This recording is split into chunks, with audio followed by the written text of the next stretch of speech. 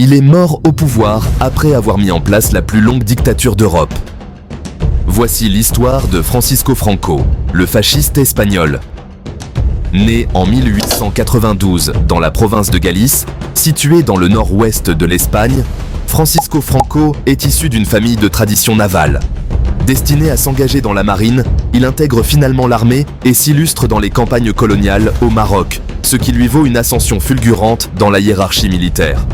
À 33 ans, il devient le plus jeune général du pays. Traditionnaliste, il est conservateur et soutient la monarchie. En 1931, après la chute du roi Alphonse XIII et la proclamation de la République, il se fait discret tout en se présentant comme défenseur des valeurs conservatrices. Après l'arrivée au pouvoir de la gauche en 1936, Franco participe activement au soulèvement militaire contre la République. Alors que le pays sombre dans la guerre civile, il s'impose comme le chef incontesté des forces nationalistes et noue des alliances avec l'Allemagne et l'Italie fasciste. Après 3 ans de guerre et des centaines de milliers de victimes, les nationalistes prennent Madrid en 1939, propulsant ainsi Franco à la tête de l'État. Songeant d'abord à rétablir la monarchie, il conserve finalement le pouvoir pour lui seul et instaure une dictature fasciste. Proclamé généralissime, il se donne le titre de Caudillo, qui signifie chef suprême.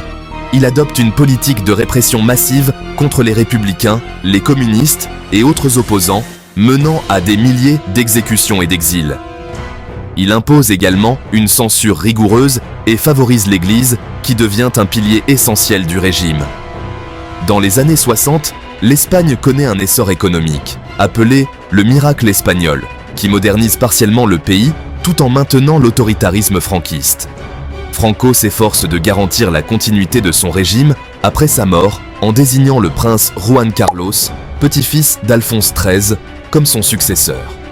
Cependant, à la mort de Franco en 1975, à l'âge de 82 ans, le roi Juan Carlos ouvre la voie à une transition démocratique, mettant fin au régime franquiste après presque 40 années de dictature.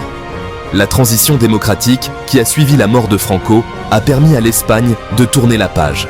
Mais le débat sur son rôle dans l'histoire reste vif, reflétant les cicatrices encore visibles de son long règne sur la société espagnole.